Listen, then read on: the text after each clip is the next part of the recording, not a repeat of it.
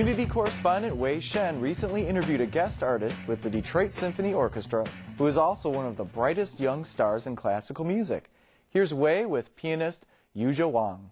Welcome to the second installment in my series about the wave of remarkable Chinese talent rising to the top in the U.S. In today's segment, we meet the beautiful, talented piano virtuoso, Yujia Wang.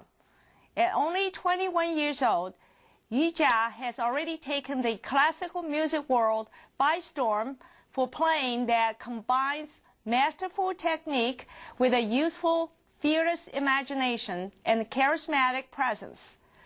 Yujia's emerging success in the U.S. and abroad exemplifies the new world of borderless cultural integration. And it further illustrates the fact that the United States is the perfect melting pot where all talents flourish.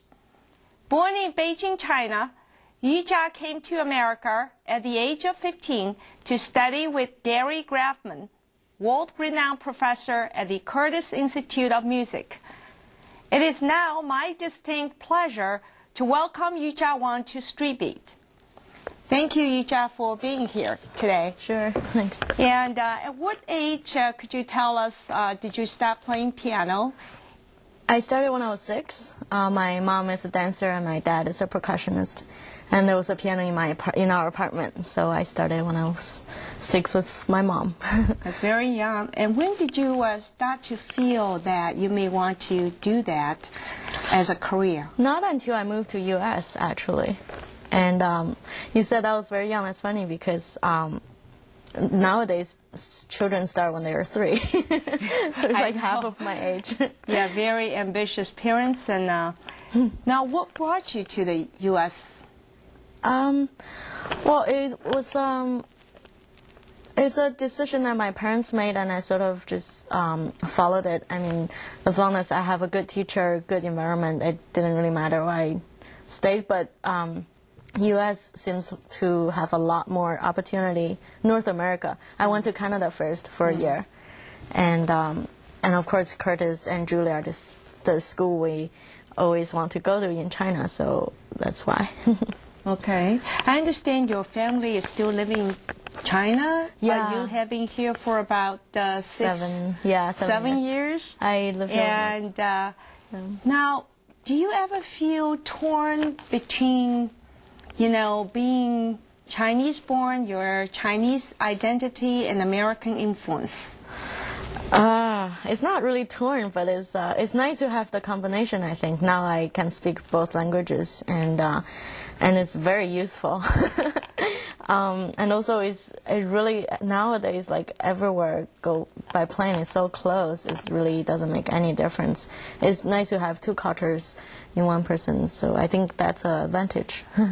Now, who is your biggest musical influence in your mind? Oh, there's so many of them, and most of them are behind the scenes too. I guess it's my teacher in China actually, because I was and also my teacher in Curtis, Gary Grafman. I studied with him for 6 years, and the teacher in China I studied for 7 years, and it really got me the way how I think about music and stuff. It's very essential. Now, many people have noticed a lot of great high-profile pianists have been coming out of China in the last few years. Yeah. And I'd like to understand, what do you think are the reasons behind the apparent national craze? Yeah, I got that question a lot. It's like a puzzling thing for the Western people. It's like, it's our tradition. Why is Chinese people understand so well? I think how Asian, actually not just China, how Asian people look at music, classical music, more like how U.S. look at sports. They really devote their time to it, and they spend all their energy on it. And so I think that's when people, and all of them are trying with all that people, and then many people trying to do the same thing. I think that's a huge improvement.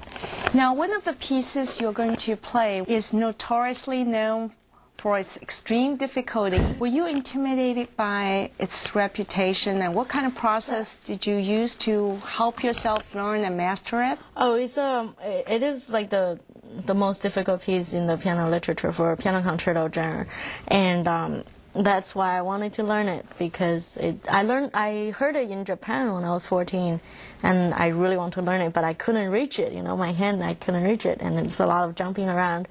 And when I was in Curtis the last 3 years, I learned it, and I played it with Chicago, and this is so fun to play, and it's nice to know that I can actually play it and understand it. Thank you so much for being with us today, and look forward to seeing you at your performances. Thank you for joining me today on Street Beat. Now back to you, Tim.